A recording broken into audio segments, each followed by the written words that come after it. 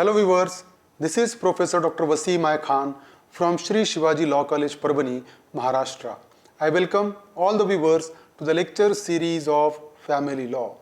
We have discussed in the previous video the general rule of succession, the first part of general rule of succession under Hindu Succession Act 1956. So three sections we have already discussed. Section 18 जहाँ पर full blood will be preferred over half blood we have discuss. Section 19 जहाँ पर हमने discuss किए कि if the property, if the two or more person inherit the property of intestate, then per capita and per stripe rule will be applicable. And third we have discuss कि posthumous child in the womb will inherit the property as he was in existence at the time of intestate death. तो ये तीन section हमने already discuss किया. Remaining section हम ये second part में discuss करने वाले हैं. So section 21, presumption in case of simultaneous death. So suppose in an accident two or more person of the same family may die simultaneously, then doubt arises as to whoever dies earlier. Suppose if the two person dies at the same moment, suppose in an accident if the two person dies simultaneously, then doubt may arise that who dies first. दोनों में से पहले किसकी death हुई, क्योंकि succession में बहुत बड़ा इंपॉर्टेंट रोल प्ले हो सकता है कि कौन पहले, किसकी डेथ पहले हुई, किसका सक्सेशन पहले ओपन हुआ. तो ये जो डाउट को क्लियर करने के लिए सेक्शन 21 है कि who dies first.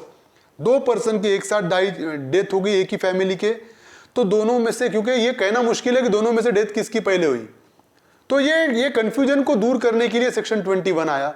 So section 21 clears this uncertainty when two person have died in circumstances rendering it uncertain whether either of them and if so which survived the other.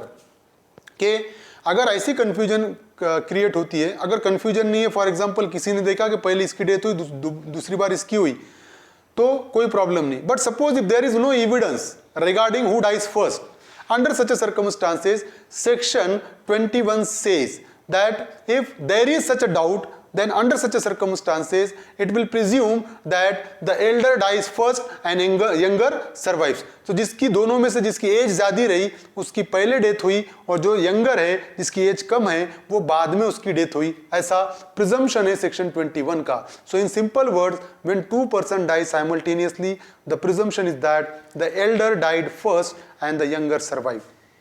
जिसकी ज्यादा उम्र है उसकी पहले डेथ हुई और यंगर सर्वाइव करा है, जिसकी कम एज है वो बाद में मरा. That is the presumption under section 21. So there is a one case law, Padmaraja Shetty versus Gnana Charanappa, where a mother and daughter were murdered on the same night. तो एक फैमिली में मां और बेटी का एक ही रात में मर्डर हुआ.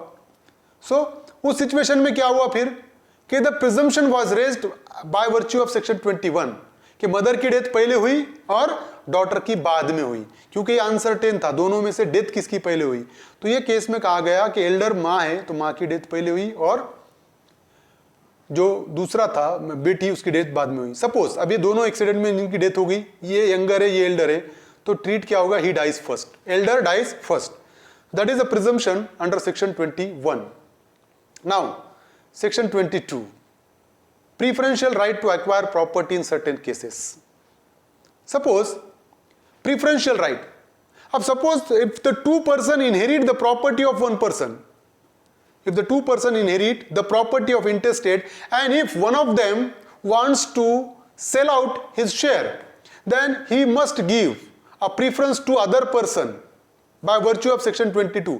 And if he is not ready to purchase, then he will be open to sell out it to any person. तो क्या है कि जब कभी भी अगर दो पर्सन इंटेस्टेड की प्रॉपर्टी इनहेरिट कर रहे हैं और उसमें से एक अगर बेचना चाहता होगा तो उसको दूसरे को प्रेफरेंस देना पड़ेगा. अगर वो लेने के लिए तैयार है तो उसको ही देना पड़ेगा. लेकिन मैं एक बात क्लियर करना चाहता हूं यहां पर कि प्रेफरेंस देना ये मतलब बिल्कुल भी नहीं है कि फॉर एग्जांपल वो प्रॉपर्टी की वैल्यू है, मार्केट वैल्यू 10 लाख, और जिसको प्रेफरेंस देना है वो उसको 5 लाख में मांग रहा होगा, तो उसको देना प्रेफरेंस जरूरी नहीं है. मार्केट वैल्यू के हिसाब से अगर वो लेता होगा तो ही प्रीफरेंस है। अगर वो 1 रुपया भी आपको कम दे रहा होगा तो you are not under an obligation to give preference to that person, उसको प्रीफरेंस देने की जरूरत नहीं है। तो सपोज अब ये दोनों पर्सन है, वो इंटेस्टेट की प्रॉपर्टी है, दोनों ने इनहेरिट किए, डॉटर को हाफ मिली और दूसरे सन को हाफ।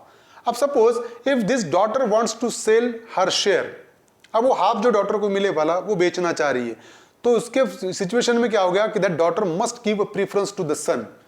ये जो दूसरा पर्सन है, ये डॉटर ने उसको प्रीफरेंस देना जरूरी है। If she wants to sell out her share, she must give a preference to this particular person, उसको प्रीफरेंस देना पड़ेगा।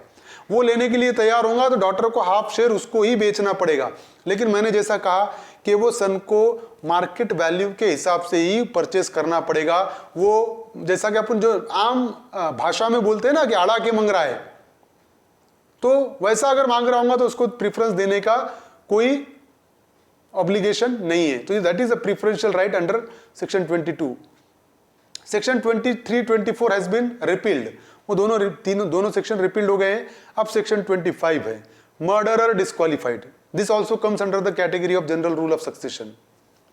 Murderer disqualified, suppose if any person commits the offence of murder only for the purpose of inheriting the property of victim, तो such murderer will be disqualified from inheritance, तो वो murderer inheritance से disqualified हो जाएगा। Suppose if these are the two person who are the legal heirs of intestate, but this particular person murdered the intestate, उसने intestate का murder किया, he will be disqualified from inheritance and the entire property will be given to other son। तो अगर कोई person सिर्फ property inherit करने के लिए कि बाप की प्रॉपर्टी उसके मरने के बाद मुझे मिलेगी, फॉर एग्जाम्पल ऐसा है, तो अगर वो पर्सन ने उसका मर्डर कर दिया बाप का, तो जिसने मर्डर किया वो डिस्क्वालीफाई हो जाएगा, उसको प्रॉपर्टी में शेयर नहीं मिलेगा। That disqualification is mention under section 25। Section 26, converts descendant disqualified. Converts descendant disqualified, so child born after conversion, suppose if one person converts to another faith, अगर कोई हिंदू है वो दूसरा रिलीजन एक्सेप्ट करता है और दूसरा रिलीजन एक्सेप्ट करने के बाद वो अगर शादी करता है, उसको बच्चे होते हैं, तो उसके जो कन्वर्ट किया उसके बच्चे डिस्क्वालिफाइड होंगे इनहेरिटेंस से, उनको कुछ भी नहीं मिलेगा। जो कन्वर्ट हुआ वो डिस्क्वालिफाइड नहीं है। Conversion is not a ground for disqualification. So suppose if this particular person dies intestate, अब ये जो पर्सन है वो कन्वर्ट से, he will not be disqualified. ये जो कन्वर्ट है, ये जो है ये डिस्क्वालिफाइड नहीं होगा।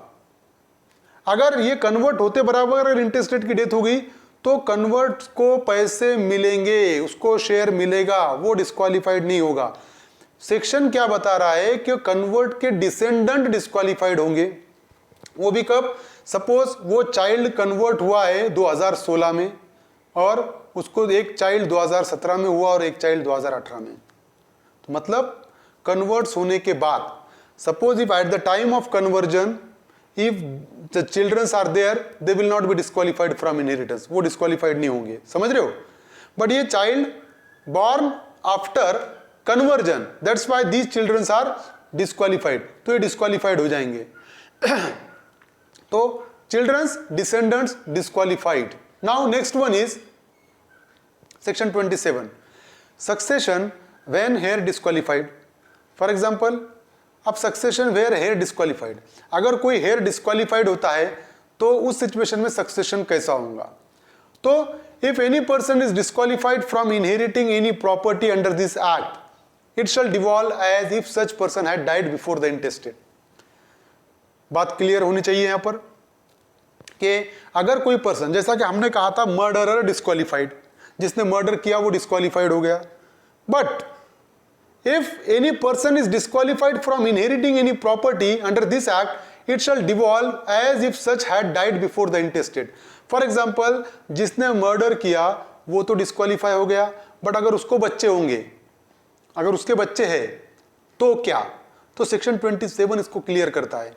तो जो मर्डरर डिस्क्वालीफाइड है, अब क्या ट्रीट होगा कि उसको तो शेयर नहीं मिलेगा, नो डाउट, तो वो इंटेस्टेड के डेथ के वक्त वो मर्डरर है ही नहीं दुनिया में, उसकी भी डेथ हो गई ऐसा ट्रीट होगा, और अगर उसकी डेथ हो गई तो उसका शेयर किसको जाएगा? उसके बच्चे और उसके विडो को। तो मर्डरर का शेयर उसके बच्चे और विडो को जाएगा, या और कोई डिस्क्वालिफिकेशन है तो उनका शेयर उनके बच्चों को जाएगा। तो that is a general rule section 27 mention. Section 28, disease defect not to disqualified. So section 28 says that no person will be disqualified on the basis of any disease, defect or deformity. जो पहले था Hindu succession act के पहले, अगर कोई congenital disease होती थी, तो बीमारी होती थी, कोई सीरियस डिसीज या डिफेक्ट होता था, तो वो डिस्क्वालिफिकेशन का एक ग्राउंड था। लेकिन हिंदू सक्सेशन एक्ट आने के बाद सेक्शन 28 ने डिस्क्वालिफिकेशन को रिमूव किया, और सेक्शन 28 ये कहता है कि आज सेक्शन 28 के जरिए अगर कोई पर्सन बीमार है या उसकी कोई डिफेक्ट है, तो वो पर्सन वो डिफेक्ट के चलते या वो बीमारी के चलते या वो डिफॉर्मिटी के चलते डिस्क्वालीफाई नहीं किया जा सकता। He will inherit the property, उसको प्रॉपर्टी मिलेगी। Section 29 last section, failure of hairs.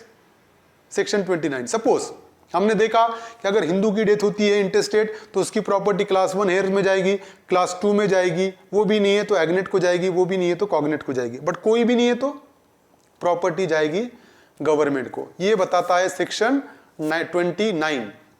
तो अगर कोई भी हेयर्स नहीं है इनहेरिट करने के लिए प्रॉपर्टी, तो lastly the property will go to the government by virtue of section 29. So this is a second part of General Rule of Succession under a Hindu Succession Act 1956.